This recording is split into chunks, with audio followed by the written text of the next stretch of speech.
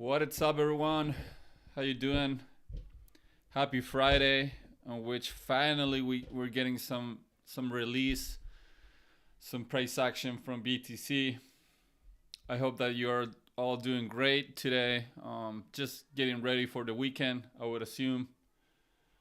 Shout out to my usual audience and to the new ones as well. I appreciate you guys taking time out of your Friday to be here.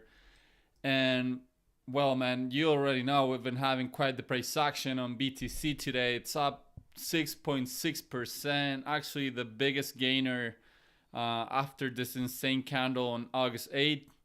And this was a double-digit gainer on BTC here on August 8th, something that hasn't happened on BTC, I think, like since October of last year. So definitely catching some follow through out of this massive impulse from the lows.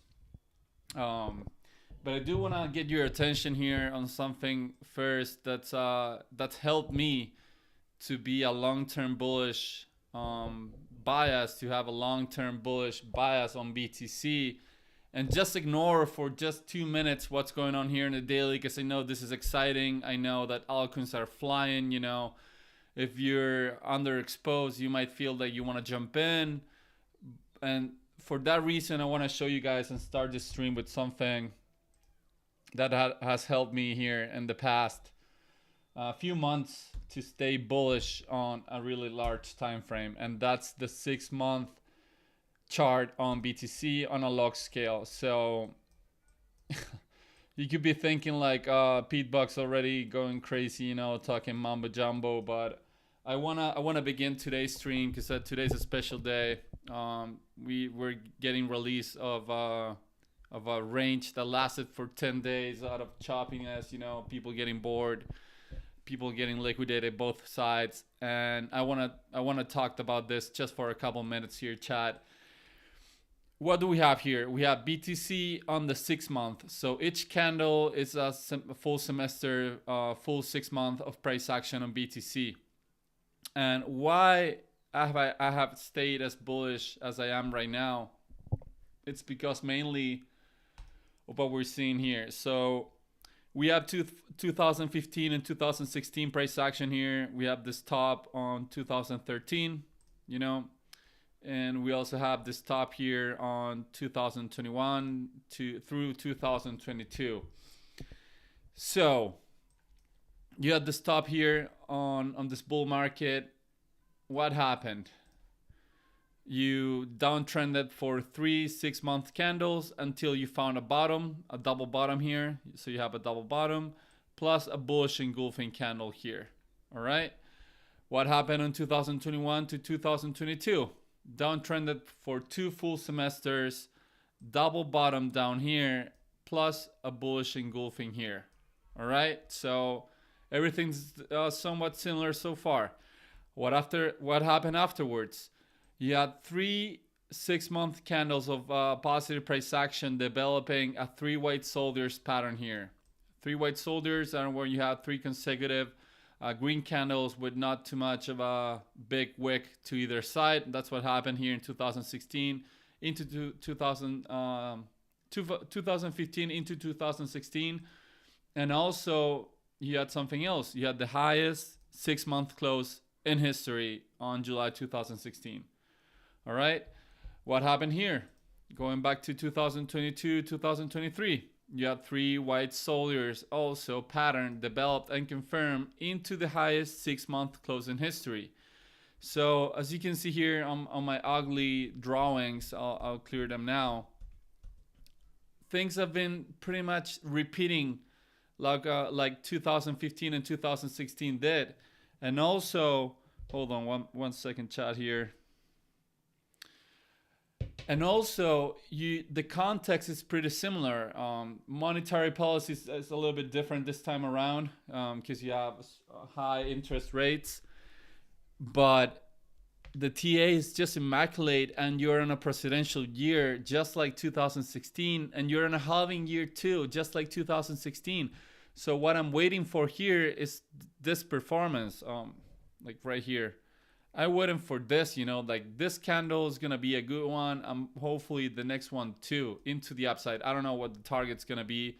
this was a way more immature market and a way lower market cap for Bitcoin. So Bitcoin actually pumped from the 6-month close 1,300%. I don't expect 10x or 13x on BTC right now, but maybe you get a 2x, 3x, whatever. But the context really good.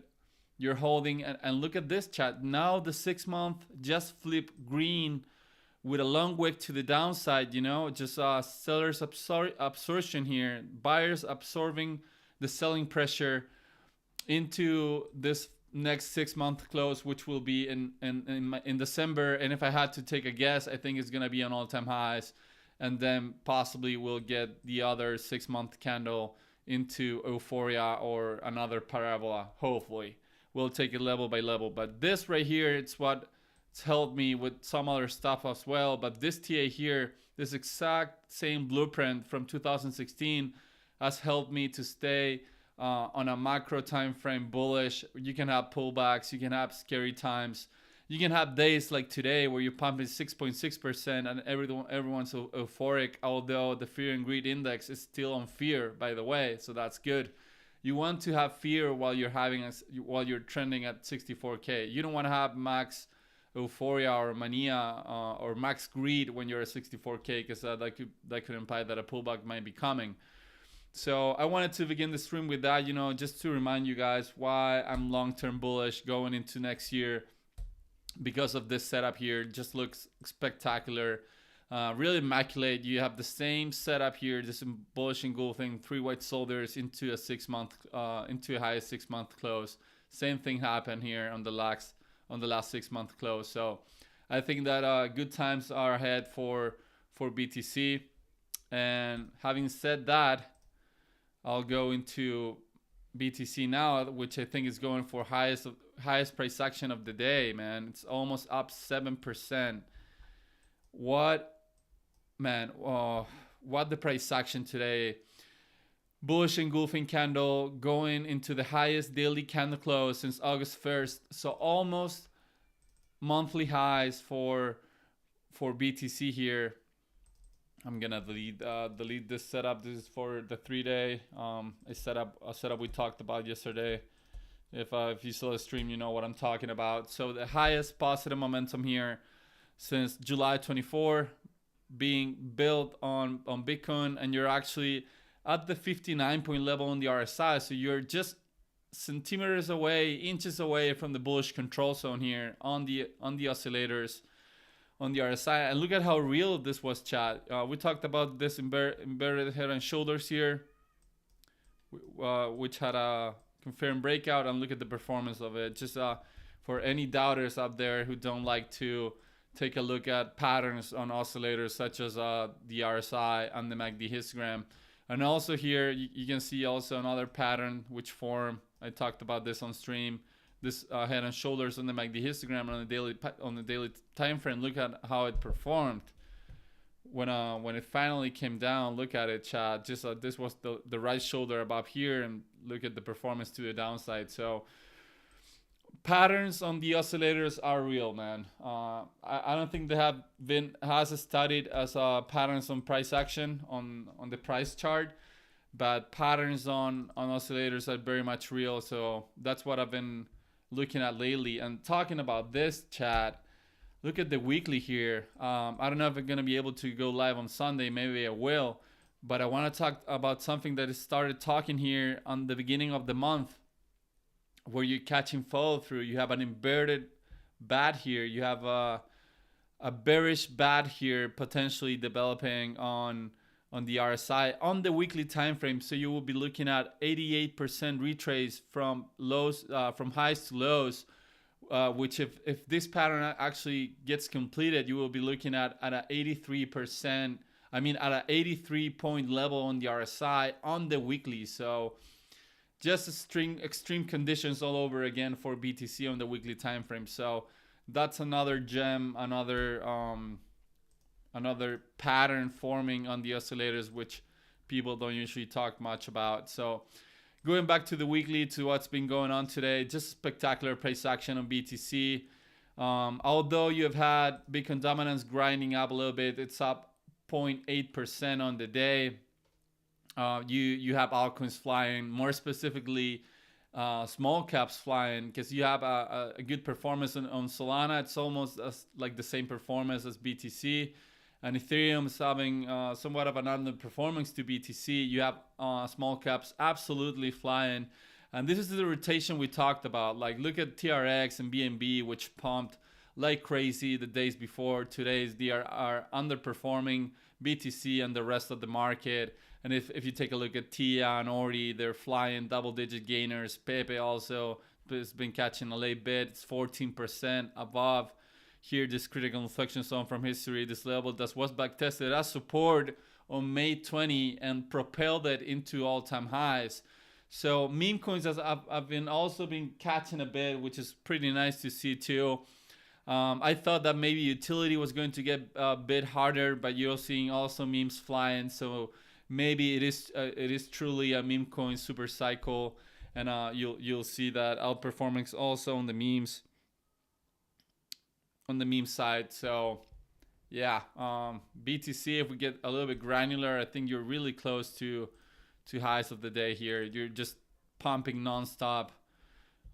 You're at the 75 point level on the RSI in the 10-minute, and if you go to the 4-hour, you're reaching overbought. You're at 72 point level on the RSI, so you're a little bit overbought on the lower time frames. I'm printing the highest 4-hour momentum on BTC since August 9. So yeah, you do know that I don't like. It's not that I don't like it, but I find better edge on the higher time frames. So I don't look much at the lower time frames. I try to stick with the daily, 3-day, and weekly. And going back into my classic here chart, you'll see that BTC is testing this resistance that have not been tested since July 31st. So since the beginning of the month, which was tested from above, coming down to test it potentially as support. Now you're back testing it as resistance once again.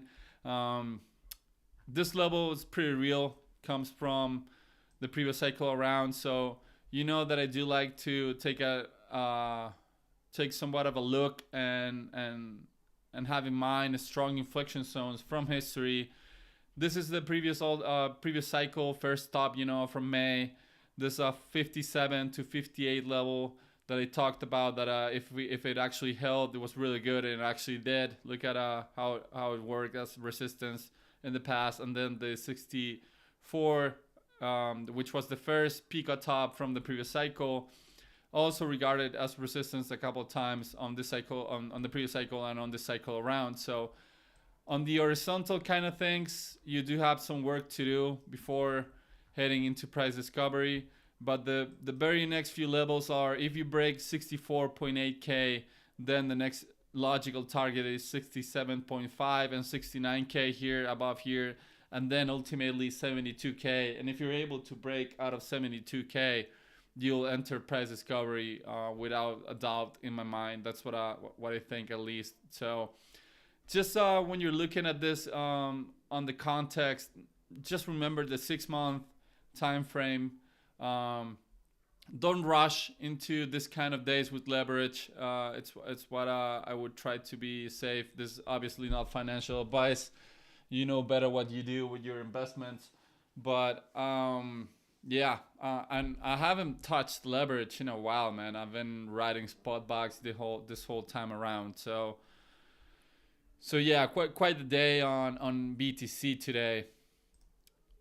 Bitcoin dominance has been choppy, going for a 0.9% gainer today with a bullish engulfing candle. Look at the chop here. We've stayed within this range for more than a week, man. Almost 10 days chopping here, between ping-ponging between 56.7 and 57.3. So a tight range here. You're getting back about 57.2%, this critical inflection zone from the previous cycle, from 2020 and 2019.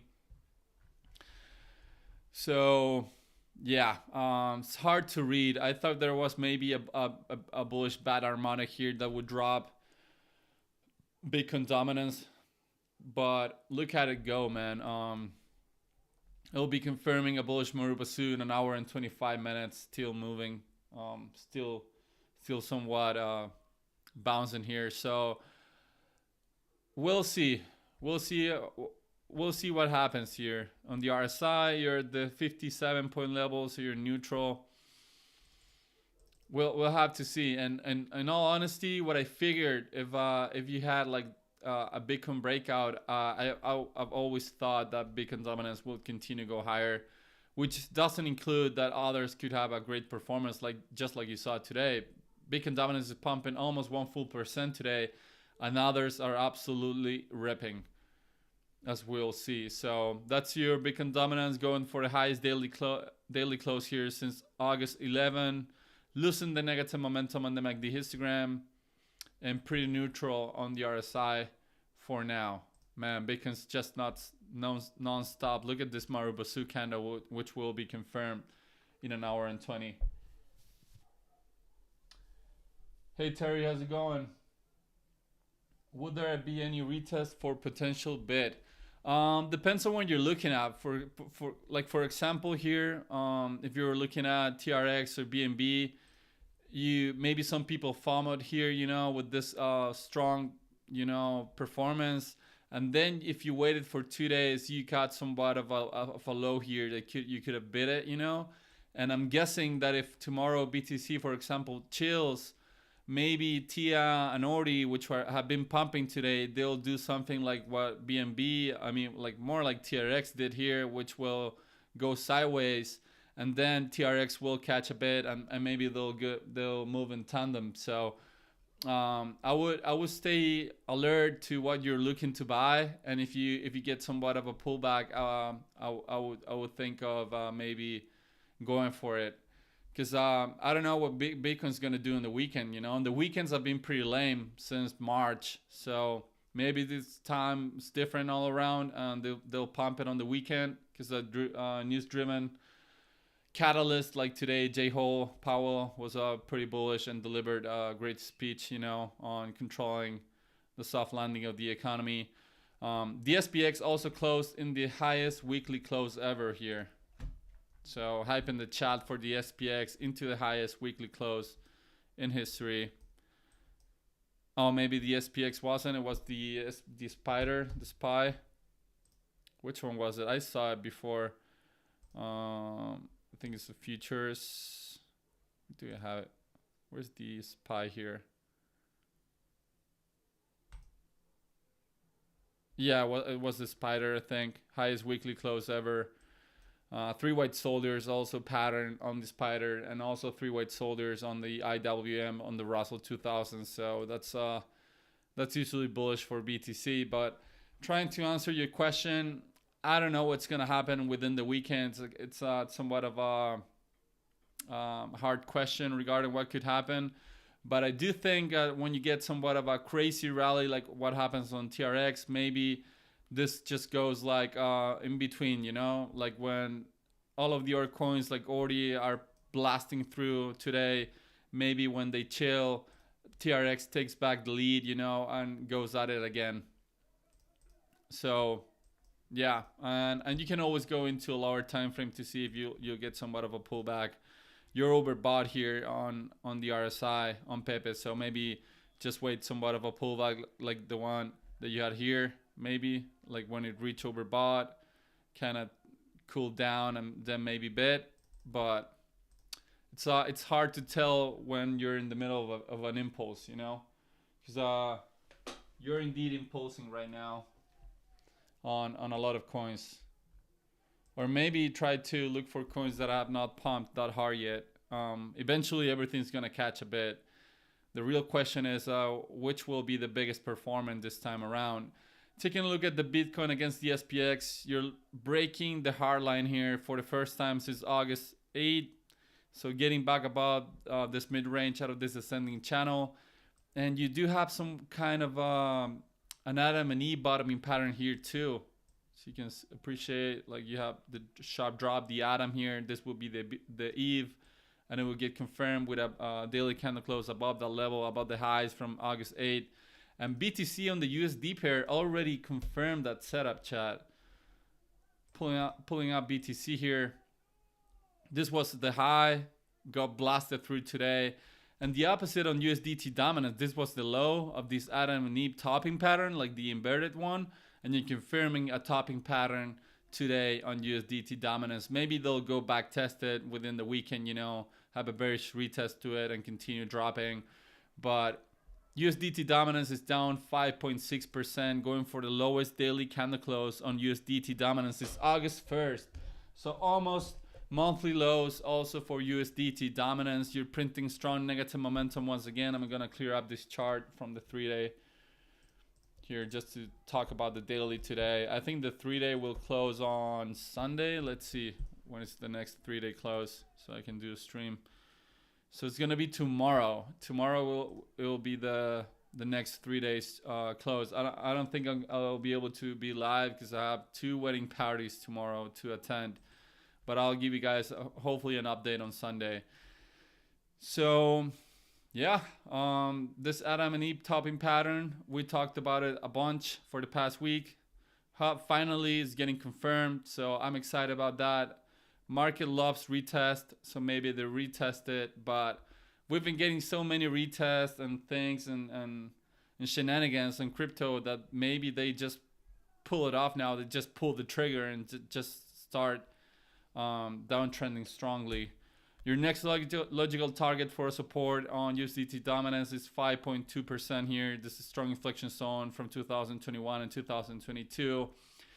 If they hold it as support and you start carving out a support at around here, it will be somewhat scary because you will be putting higher highs and higher lows, and the uptrend is still valid.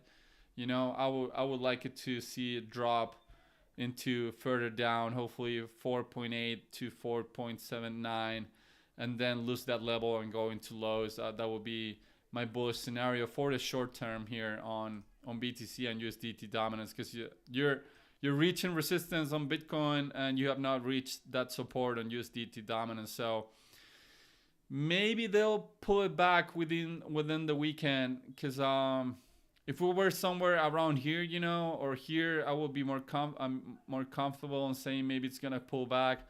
But since we have had this kind of reaccumulation and price action for so long, maybe just buyers are not looking for retest anymore. So yeah, that's your BTC. Moving on to Ethereum. Ethereum's up 0.6%, almost 0.61%, going for the highest daily candle close since August 3rd. Underperforming BTC and underperforming Solana. You're building strong positive momentum on the MACD histogram, your highest positive Momo since July 23rd. You're finally leaving the bearish control zone here on the USD pair, reaching 50-point level. So you're coming neutral finally for Ethereum on the oscillators. You still have a lot of job to do. You're below two strong resistances, but we talked about this level being pretty much an up and down territory. And after 10 days of chop, you're finally releasing from that consolidation into the upside. Solana, it's up 6.44% on the day, underperforming BTC but outperforming Bitcoin. You got back above $144, so that's pretty good. You're breaking out of this descending channel that's been regarded as support and resistance a bunch of times, but also it's been deviated above a lot. Maybe this will be the final breakout. And anytime that you're above 144, I can get somewhat excited about Sol going into $170 here. This next level, this next technical level from the previous cycle, and this cycle too has been regarded as support. So yeah, everything's flying, man. First bar of positive momentum on Solana on the MACD histogram of this month. So you had 22 days of negative momentum on Solana USD, and now you're printing the first bar of positive momentum for a while. You're confirming this inverse head and shoulders here that we talked about, both on the RSI and on price. I talked about this eventual head and shoulders here on the 12 hours. Now confirmed, you blasted through that neckline and having a 6% gainer for the day. So yeah, just incredible, man. And going, let's see ETH BTC, because I know that a lot of people are interested on ETH BTC. ETH BTC is down 0.9%. You have somewhat of just nothing burger candle. It's sad that you couldn't get follow through out of yesterday's green candle. Maybe this will continue to trend lower. You do have a bearish head, a bearish hedge. I mean, my bad, a bearish edge here on the MACD histogram. You have a hidden bearish divergence that you're continuing to lose the positive momentum. You're in the 37 point level on the RSI, so you're still within the bearish control zone. So sellers are still in control on ETH BTC, and I gotta wonder when we will get that higher low, at least for a relief rally, you know? I need a confirmation of a low, you know, at least an equal low or a higher low in order for me to get excited about a potential relief rally on ETH BTC, but that doesn't seem like it'll be the case anytime soon. You need to develop further price data here for me to get excited about that. Yeah, it's just pretty lame so far. I hope conditions change. So Sol BTC is down 0.3% on the day. Look at it, like ETH BTC could be doing this, you know. It will give me a little bit of more hopium that maybe this could be a potential double bottom. I mean, this is not like a strong reaction, and you're below this level, 23,850. There's an inflection zone from the previous cycle that it's also been regarded as resistance and as support this cycle around. I would like to see Sol BTC above that level in order to get excited about a sustained Solana outperformance to BTC. But at least it looks better than what ETH is doing. So you're losing negative momentum. You're on the 43 point level on the RSI, so you're not on the bearish control zone. You're neutral, unlike what ETH BTC is doing. And if we go to Sol ETH, so it's been one of my favorite charts for the past time because it's been so hard to read and to trade. You're just grinding here sideways, man. Maybe you're putting in somewhat of a low here. It would be your highest low of this uptrend. And using this level around this resistance manufactured in 2021 for the first time as support. That could be real. Although I do have to say I'm not a fan of this deviation. So maybe they'll run it back again into resistance, see how price behaves. Maybe you get somewhat like that on Sol ETH. Honestly, I'm an ETH bull. You know, I have ETH bags. But for the sake of the market, I would like to see the strength on Solana continue, because that will be somewhat of a good sign for me at least to think that the market's going to continue to go up. I don't like when things start to break, but I'm not saying if Sol ETH breaks, you know, it doesn't hold the low, then everything will be over. All I'm saying is that I would like to things to continue that way, just because on structure and bull market narrative. You're losing that negative momentum in the MACD histogram. You're coming close to confirming this divergence here as real, this bullish divergence. You're in the 52 points on the RSI, so you're in neutral. Yeah, just up 0.7%, grinding sideways for 11 days now. This is what like BTC did here on the last couple of weeks, you know, and then finally catch that release. Okay. What else? I'm not gonna talk about DXY today because we know that's been dumping, but there's way too many other things to talk about that could be more interesting. Let's go into some altcoins, guys. Why not? Let's go into Pepe, one of the favorite memes. So this higher low turned out to be real at a critical inflection zone down here. You're finally catching that outperformance today from the market because you underperform, but you did have this bullish engulfing. I talked about this bullish engulfing live on stream. After this other bullish engulfing, so double bullish engulfing catching follow through.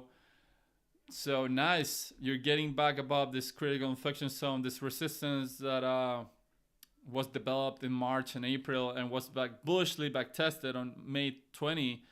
you're back above the level again. Pretty nice.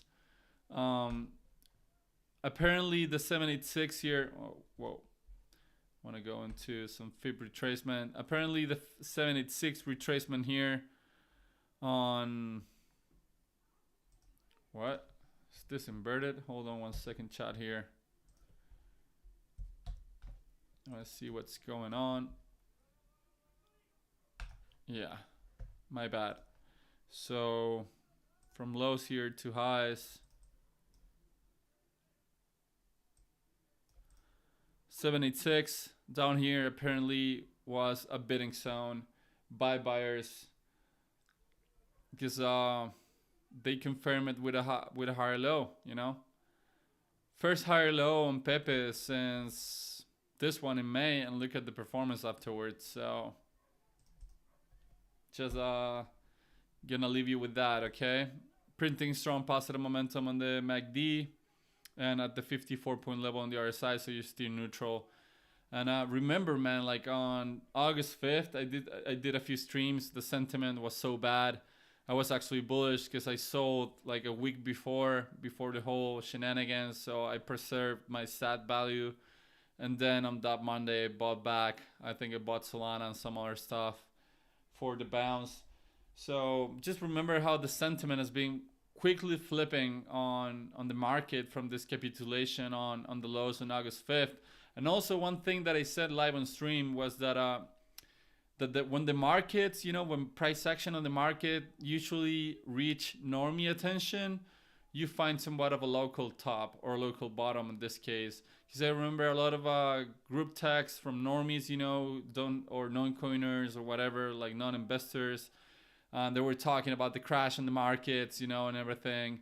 And I was like, all right, this potential is gonna be the low, because usually when the normie gets attention of the development, they go sell, and sometimes they sell local tops and local bottoms. But incredible performance from Pepe today, up 14%. WIF is also up 14%. I wonder who's performing on the last few days here. Is it Pepe or WIF? So we'll see WIF against Pepe, what's been doing. So this is WIF against Pepe. It's been chopping sideways here for some time. You did have somewhat of an argument here for the downside. You had a head and shoulders here, which wasn't able to be confirmed because your neckline was down here. And sellers, maybe they'll come back down again and break that head and shoulders. But for now, I think that I like the higher highs and higher lows. You do have a lower high regarding this one here, but this is a lower high regarding this one here. So it's a little bit mysterious and hard to read. But maybe you're seeing somewhat of a market structure break from this downtrend on Pepe against WIF, you know, lasted, look at this downtrend here, chat. This downtrend lasted 66 days of Pepe outperforming WIF, and now you've been chilling sideways while doing higher highs and higher lows. So eventually, hold on 1 second, chat here. So eventually, maybe WIF is about to outperform Pepe on the next few weeks. Just out of curiosity, you know. I like looking at somewhat memes against each other to see what's going on. So yeah, Pepe against Solana. This double bottom held, Pepe outperforming once again. Sol, and has a bullish structure, you know, so maybe it's just saying that Pepe is going to continue to outperform majors. WIF against Jupiter, you know, WIF against utility on Solana, coming into somewhat of a double bottom neckline here. All of these charts are funky looking, you know, because they're memes against each other, memes against Solana, for example, here. WIF against Solana reaching resistance. What's it gonna be? Maybe, and actually you're confirming today a double bottom on whiff against Sol here. Look at this. You're about to close in 1 hour above the neckline here of this double bottom, so it'll be technically confirmed if it closes like this in 1 hour and 5 minutes. Building strong positive momentum on the MACD histogram. You're at the 55-point level in the RSI. You did have a bullish divergence here, Chad. You had an equal low here with a higher low on the MACD histogram and also on the RSI. So there was some edge that it didn't look at on WEF against Solana. Bonk, you also have a bullish divergence here already confirmed. Catching follow through. 48-point level on the RSI. But I do want to see a reclaim out of this strong resistance support here on Bonk. And WEF against Bonk. Man, I think WEF looks awesome against Bonk here. Man, look at this structure. It's just been carving out a bottom here on WEF against Bonk for some time. You're at the 58-point level on the RSI and building strong positive momentum once again. So talking about S coins, let's go into some utility coins. Let's take a look at TIA. TIA is up 11% on the day, a double-digit gain, going for the highest daily candle close since August 13. Printing strong positive momentum once again. 55-point level on the RSI, and I want to look at it against BTC. In all honesty, it's what TIA BTC is up 4.4% on the day, going for the highest daily candle close since August 15. Building strong positive momentum once again, above the 50-point level on the RSI. Yeah, I'll take a look at a PopCat in a few minutes for sure. And I want to turn on the Bollinger Bands here and see what's going on. So on the Bollinger Bands on the 3-day, you still have one more day to close, but you're somewhat rejecting here this EMA, this long-term mid-range from the Bollinger Bands, getting tighter and tighter. So we'll see how it closes tomorrow. If it actually gets a rejection, or maybe you're able to close above it, will be pretty nice. You do have a divergence here confirmed on TIA on the 3-day. And on the daily, you have bullish confluence because you have a higher low both on price on the oscillators.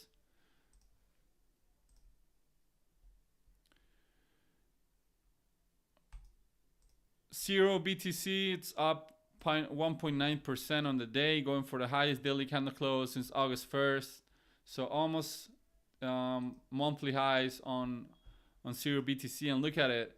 You have this Bollinger Band squeeze here, but you're being unable to have a break close above the Bollinger Band here. So maybe they will pull it back again into the EMA and then run it back again if actually the EMA holds. Because I'm not a fan on getting that Bollinger Band breakout and buyers not being able to close above the Bollinger Band here. This is it looks good, but it's not my favorite development when you get a Bollinger Band squeeze here. But sometimes they'll do something like this, chat. Like if you're unable to have a first breakout, they'll run it back into the EMA, consolidate, and then get the final breakout. Or even worse, they will run it back into the lower end of the bands and then flip it and go into the breakout. That's really bullish. While the Bollinger Bands could continue to even get tighter and the breakout will be even more explosive. But I'm not going to be calling the death of this setup. All I'm saying that when you get this squeeze, it's not a guarantee that's going to be right away. Maybe it takes a few days, to develop, maybe a couple weeks when the Bollinger Bands continue to get contracted. And that's when you ultimately get the final breakout on this squeeze and volatility. There's a volatility squeeze on Zero against BTC. And on the 3-day, you're also here, just like TIA, just selling off a little bit against the mid-range of the Bollinger Bands. I don't have any much data here on the 3-day because this is a brand new coin. But yeah, I'm bullish on Zero. But given the development we've seen today on memes, I think that memes could eventually even run harder than utility, because that's been the flavor of the market, and I'm not gonna you know, bet against what the market's been doing. But on other utility coins, look at Say, my God, up 8.5% on the day, going for the highest daily candle close since August 12. Building strong positive momentum once again on the MACD histogram. Man, Injective also up 4%. Almost no pullbacks on this coin. Highest daily candle close since July 30. Man, others just look phenomenal here against BTC. A lot of stuff, you know, have been outperforming BTC lately. Ordi is up 7%. I talked with Terry about these tickers yesterday on how they looked. Bollinger Bands also squeezed here on Ordi, so we'll see how the upper band works. Maybe it works as resistance like here again, but I think you're tight enough for a resolution and volatility. Plus you have a triple bullish divergence here on Ordi against BTC. You're reaching the 48 point level on the RSI on the 3-day. And look at this, chat. This is what you would like to see on Zero against BTC, for example. Like you see that Zero is having a hard time to get that breakout from the Bollinger Bands. Look at Ordi, no problem. About to get a close above the Bollinger Bands. Bollinger Bands already starting expanding, which implies the volatility has finally arrived, hopefully. And anytime that you get a daily candle close above the bands, that's extreme strength. Like if you want to see strength, you know, on an asset, you need to see this kind of closes, you know, above the Bollinger Bands on daily closes. And when you start to lose the outside of the Bollinger Bands on the closes, look at what happened here, you know. The same can be implied to a downside. You get close here below the Bollinger Bands. And when you're unable to get a close outside of the bands, it's when sometimes you get a bounce. So same here on Ordi in December of last year. So that's what I'm looking for on this tickers against BTC. For example, Injective also being able to get a daily candle close outside of the bands, and the Bollinger Bands already expanding. So I'm gonna keep a good eye on Zero BTC if it actually is able to get a daily close outside of the bands, or maybe it's gonna come back down again to maybe readjust my position, because I'm really heavy into Zero. It's not like I'm gonna get rid of it all, but maybe for example Injective or TIA or Say are showing better strength again, or bigger strength against BTC. And my whole purpose of this is just to outperform BTC. Look at this ETH beta, just double digit on ENS. Look at this Bollinger Band squeeze closing above. This is against the USD pair though. Lido also this Bollinger Band squeeze closing above the bands. So yeah, let's take a look at PopCat. Is it on? Yeah, it's on Bybit. Haven't charted this in a while. My God, PopCat's pumping 26% on the day in the middle of an impulse Terry here. Jesus. Building strong positive momentum once again. Your highest positive Momo since July 23rd. So since a month ago, you just spent one full month printing weaker momentum than today's momentum on PopCat. You're at the 60, you're back above the 60 point level on the RSI, which is bullish control zone, man. This is where bulls take over on the daily time frame. If they are able to sustain 60 points, yeah, I would like a PopCat entry myself too, man. Some bits, some memes too that they already reached escape velocity, but maybe we'll get a dip. Who knows? And regarding structure here, let's see if we have something that I can draw on.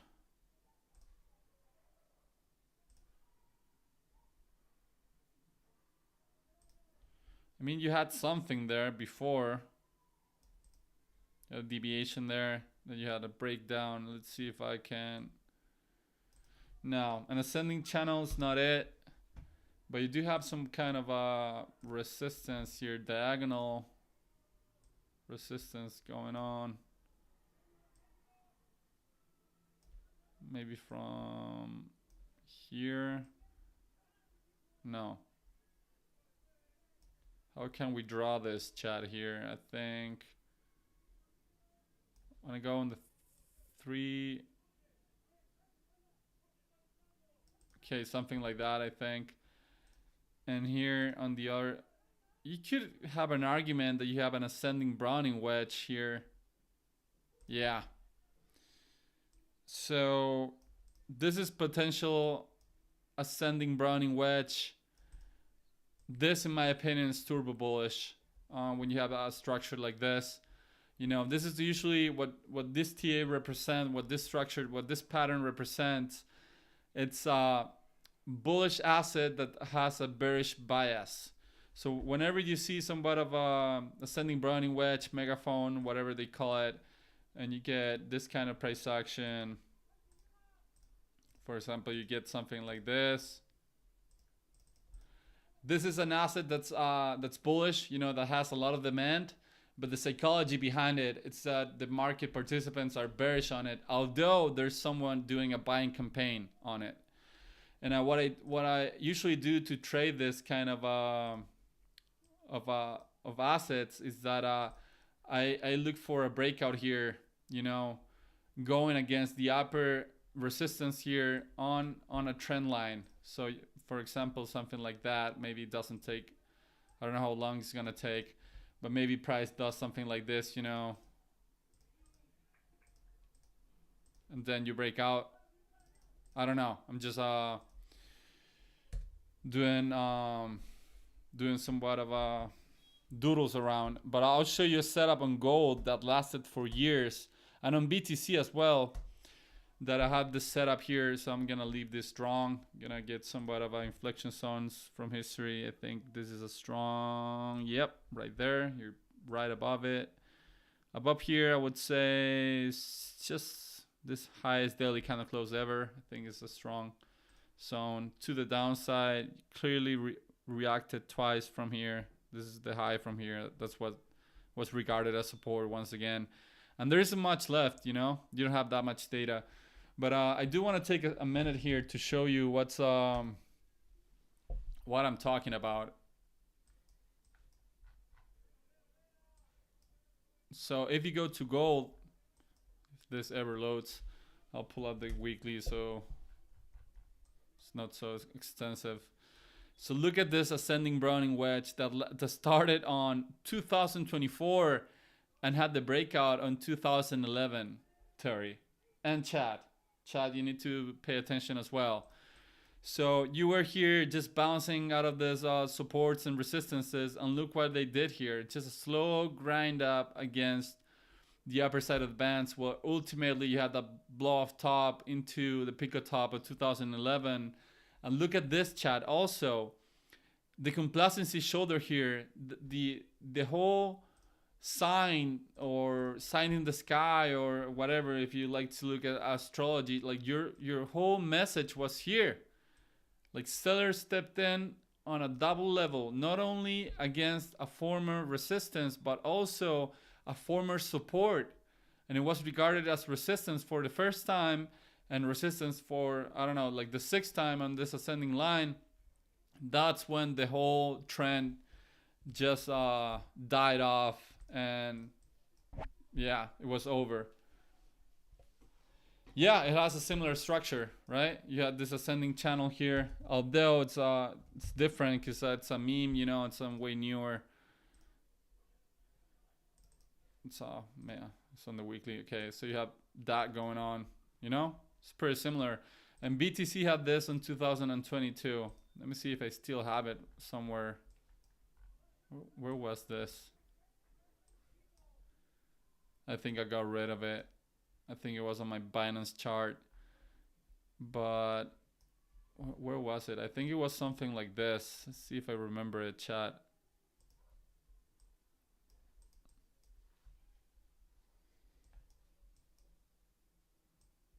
Oh, dips will come, man. Don't worry. Where did I drew this from? Can't remember. It was like 4 years ago. But was it? can't remember it. All right, I'll look for it and come back with it on another day. But you had the same setup here on BTC, and I'll show you another one. Let's see if it's see how much data I have here on Punky. So Punky had the same thing. Look at this.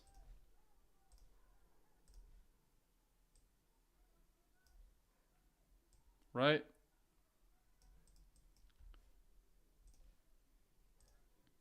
I actually traded this back in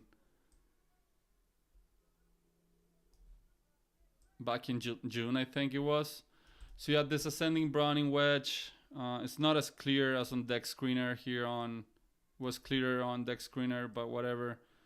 So you have this ascending megaphone, and look what it did after it broke out. And I actually traded this because I saw this trend line here just being regarded as support, and support, I think I entered like around here and exited like above here. It was insane. So that's what I'm looking on Popcat, you know. So it's gonna be hard to position yourself because you're in the middle of an impulse, and that's what usually happens, you know, where you're impulsing, you know. So no way to put on your stop loss, but you do have that structure here. All right, so maybe look for a pullback, you know. Maybe they'll pull it back, and if you see something like that, then this thing's gonna moon, man. It's a good catalyst for a breakout out of this ascending channel here. I didn't have Popcat on my radar. I mean, I saw it a few weeks ago or a month ago, but now I do like it more since what I'm looking for. Also, since what I'm watching at right now. So that's your Popcat, Terry. Looks good, although a little bit hard to position yourself right now because you're in the middle of a melt up, you know.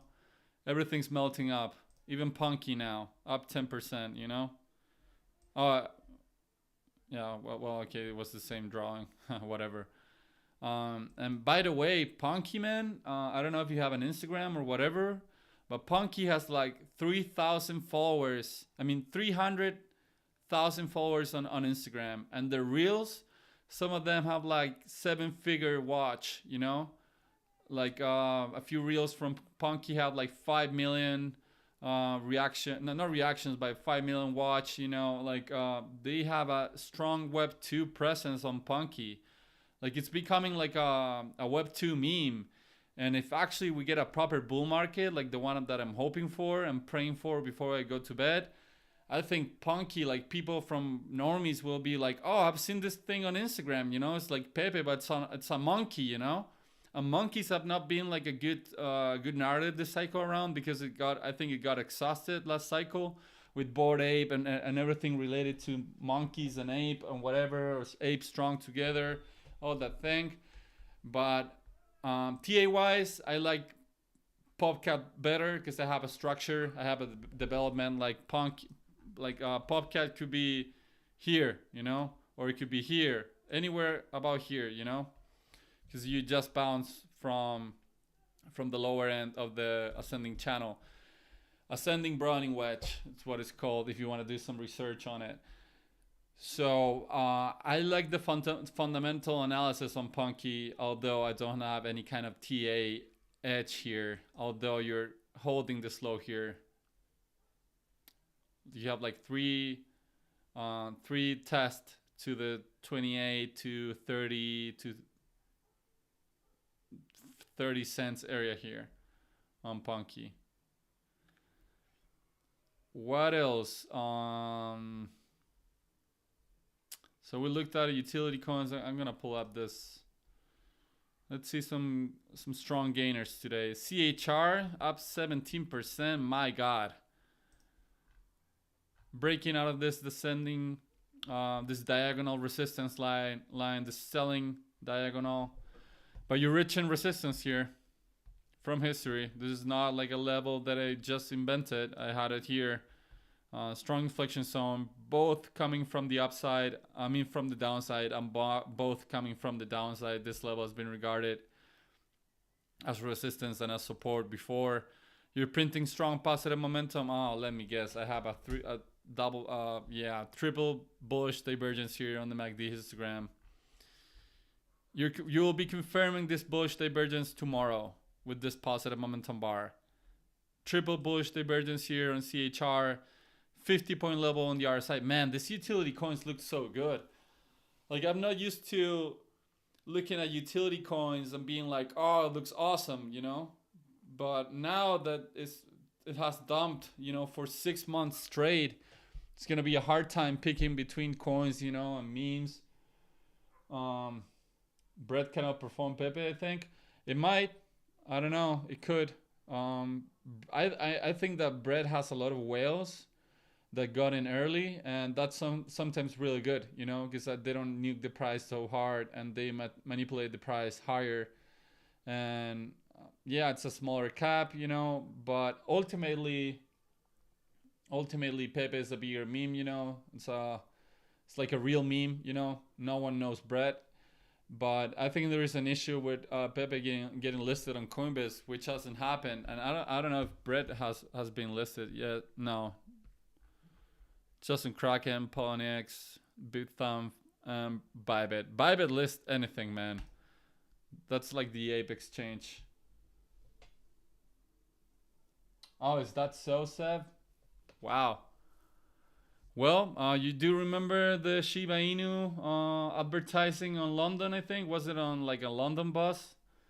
But I'm not sure if they started advertising Shiba on London like before the impulse, or I think it was like it pumped hard first and then it cooled off for like 3 months, so everyone just forgot about it.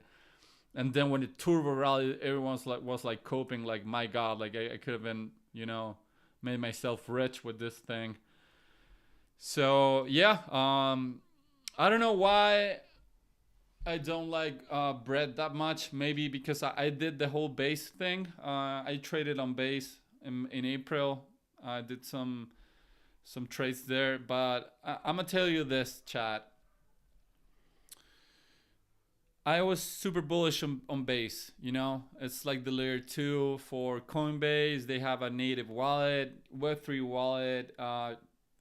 Fees are cheap. You know, it's fast. It's awesome. I even traded on Frentech last year. You know, so I have received airdrops on base.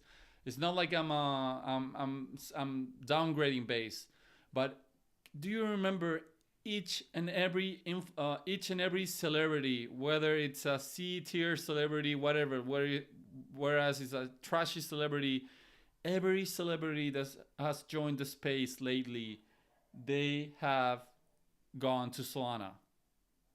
I've never seen like a no coiner or a normie like, oh, I just bridged to base, what should I buy? Or, oh, I just launched a coin on base, like Ape My Coin. All of them are on Sol. Like, apparently the onboarding on Sol is much easier. It makes sense to people who are not from the space. So I think that base is a straight up competitor to Solana. I'm not saying that base coins cannot do good. I'm sure they'll pull multiples. Like, ETH whales are rich, you know. There are some ETH whales that they'll never get out of the Ethereum ecosystem, and they'll just bet memes on base, and maybe Bread does insanely good, and I'm just waffling. But I've noticed that, like, because I debated this for a few months on the beginning of the year, like, what is it going to be? Is it going to be Solana? Is it going to be base? You know, is it going to be a rotation? But on the entirety of this year, every scam influencer or scam celebrity have launched projects on Sol. So I have like a hard time thinking about like a base meme coin, you know, season, just because Sol is so easy and it's over there. You know, it's like pretty easy to hop on. You know, yeah, I've read that Bread is like the insignia coin, or like the, I don't know, like the main character from base. I think it will pull numbers, but I don't even look at it. Oh my God, I typed down base instead of Bread. Let's take a look at Bread, because why not? Looks pretty similar to Pepe, man. This is on the 3-day bullish engulfing on the previous 3-day close. catching follow through out of that 3-day, losing negative momentum on the 3-day, 48-point level on the RSI, so you're neutral. And on the daily, you're going for the highest daily candle close since August 2nd.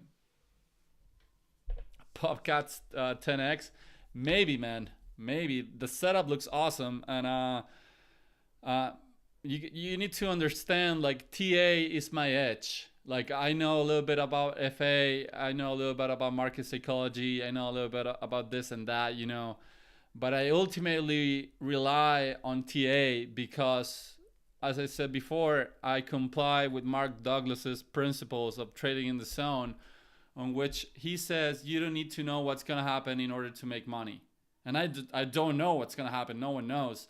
But when I see TA, when I see a technical analysis and I see a pattern, you know, when I see, for example, a pattern developing at a critical inflection zone, for example, let's do the example here for Brett, you know, you have a critical inflection zone here from the history. All-time highs from April 2024, back tested as support on June 2nd this year, back tested as support on early August, back tested as support once again on August 20. You know, you have a critical inflection zone. Plus, give me a pattern. This could be a double bottom. I'm not a fan of double bottoms. I like more, you know, harmonics or inverse head and shoulders, or an accumulation pattern like 3 rising valleys, but whatever, just for the example. Give me a double bottom here. Your double bottom here will be, your line in the sand will be this level here, the 10 cents area, which also coincides with one inflection zone from history. And give me this, you know, strong inflection zone plus a pattern plus a bullish divergence. Do we have the bullish divergence? Man, what do we have here on the MACD histogram? That's already confirmed. So it happened a few days ago, but you have an inverse head and shoulders here on the MACD histogram, already confirmed and playing out. Look at it, Chad. It's right there. You know, it looks like a smiley face too. This is Pete Box, you know, the trader right here. So that's what I do, Terry. Everyone has their strategy. I know that people print money. I just like doing my thing, and given the fact that I don't know what's gonna happen, and I don't need to know what's gonna happen in order to make money, I look for circumstances that give me better chances or better odds on paying myself rather than hitting the stop loss. And I get the stop loss hit a bunch of times too, you know. Maybe like if I'm down here, I get this impulse here. Okay, I'm gonna play this, you know. I'll take the trade here on Bread. I'm going long on the daily time frame, stop loss right below the ultimate low here, and I'll set my take profit, for example, to this high here.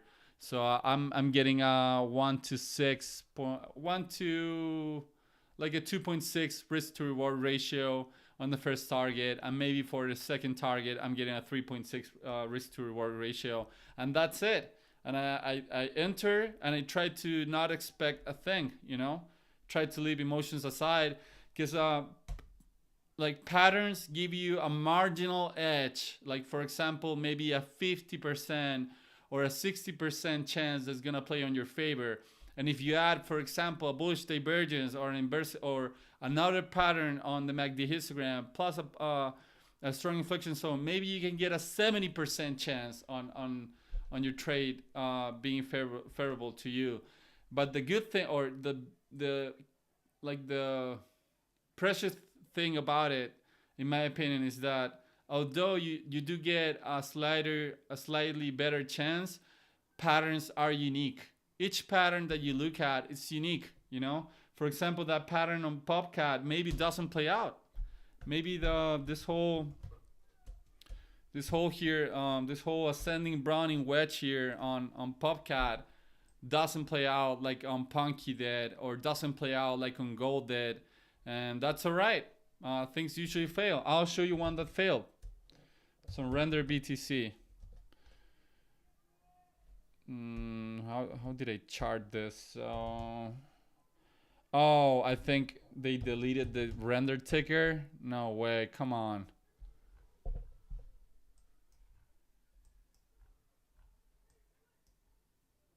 Okay, so you had somewhat of the same thing going on render from here to here. Ascending Browning wedge. Same thing. What's up? It's not like the same, you know, but they failed here. They tried twice to get a breakout and they failed. They came back down. Buyers stepped in again as support, and they said like, okay, let's have another go at this pattern here. But ultimately, this was a lower high regarding this high, which implies less market participants are trading this asset, you know, and they ultimately ran it down. And look what happened when you broke here structure. It just nuked, you know. I haven't even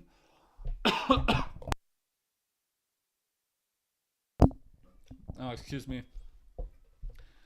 I haven't even checked render ever since it broke down, because I didn't have much interest on it, because my whole edge, you know, or advantage over this ticker just got invalidated. So that's my whole rant about patterns and the way I approach the markets. You know, sometimes my calls will be appropriate and they'll send and I'll be right. Some of them will fail, so you have to be ready for that.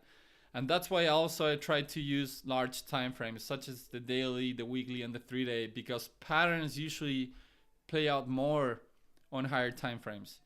Because if you go, for example, let's just go to BTC or whatever, like you have this bottoming Adam and Eve that just got confirmed, you know. I start to look at patterns we're developing, you know. If I see the potential of the pattern, like here, I'm gonna call it, you know, this is just confirmed. So maybe I position myself. I like positioning myself a little bit earlier, because I get a closer invalidation to it, you know. If the pattern doesn't play out, you know, I just can cut my losses quicker. But if I position myself earlier, I have a smaller chance of it playing out, because it's nothing yet, you know. This is when it's real. So you have a pattern here. Maybe it's gonna play out. Maybe it doesn't. Maybe it's a really bottoming pattern. Your target for this. Let's see, the target's insane, I think. So you go from the breakout line here. Measured target move is at 21% from the breakout line. So your target for this will be 76K. So if you actually reach the technical target, you'll be looking at price discovery.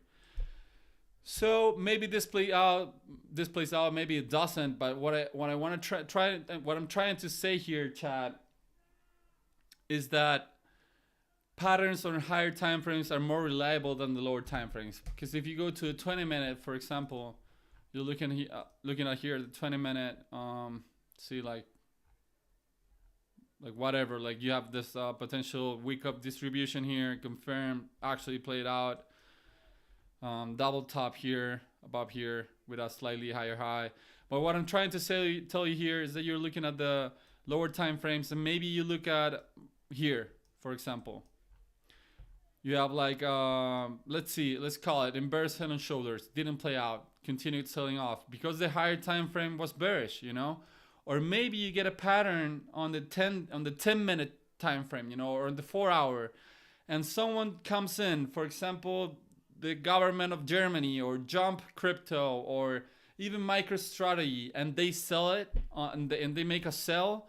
That 10-minute pattern could be just noise, you know. It could like get invalidated and then run it back again, you know. So patterns are not as reliable on lower time frames as they are on higher time frames. So that's why if I'm gonna be doing pattern trading, I try to stick to the daily, to the 3-day, to the weekly here. Look at the weekly how it's looking, man. Look at this Bollinger Band contraction here. You're battling with the EMA here. Potentially breaking above. This will close in 2 more days, so anything can happen. But maybe this happens, you know, hopefully. Bollinger Band contraction into Bollinger Band expansion into volatility to the upside. It's what I'm hoping for. It's what I'm positioned for, by the way. But what I'm trying to say, man, is that no one knows what's gonna happen. People get it right, people get it wrong all the time. And if you wanna make money, in my opinion, you need to develop a system with hard rules, backtest them, backtest your rules, backtest your system, how it works in the market, and if it's profitable, then you need to stick to those rules, and not expect anything coming out of that performance, because that's what trading is all about to me. And I learned this maybe the hard way. Like if you want to be a consistent trader, you need to have that mindset, in my opinion. Just take your trades whenever your rules flash. You have a slightly better chance of taking a trade of being profitable. You just take it. You lose some, win some. But ultimately, at the end of the day, if you're applying your rules and you have a good system, you should be profitable. For example, like this is a good example that Trading in the Zone, the book, gives you.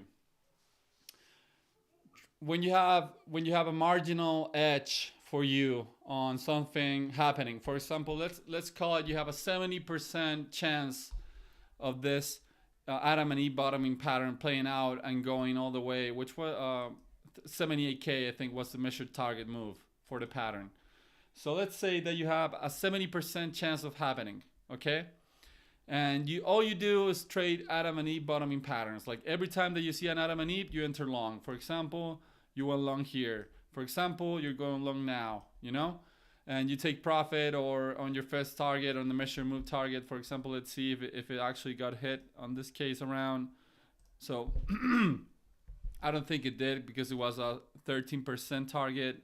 So it didn't reach the measure move target. It only reached a 10% target. So let's say that every time that Adam and Eve bottoming pattern appears, you go long, okay, with a 70% chance. That's the same as toss, like you're doing coin flips. You're tossing coins, and I'll tell you, like, hey Seb, hey Terry, hey Vince, hey Chad. Every time that you flip this coin, you have a 70% chance of falling on heads. Are you gonna put your entire net worth into the first coin flip and hope that it lands on heads? And if you lose, you lose your entire money.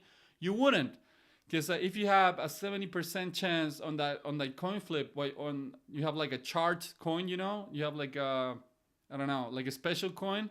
What you would do is that you would throw that coin 1,000 times, 10,000 times, and you would bet on heads every time. And ultimately, when you have launched that thing 10,000 times, you will be making money.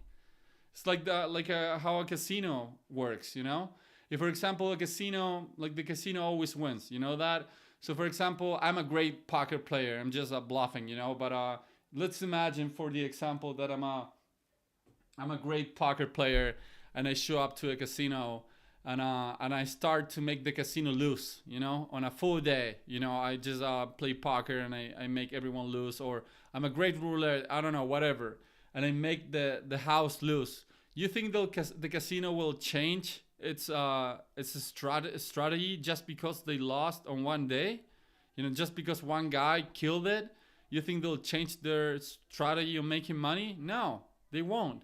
Because they know that ultimately, at the end of the day, they're gonna make money, and that's my approach on the market. That's how I try to trade. And thank you, Terry, for the kind words.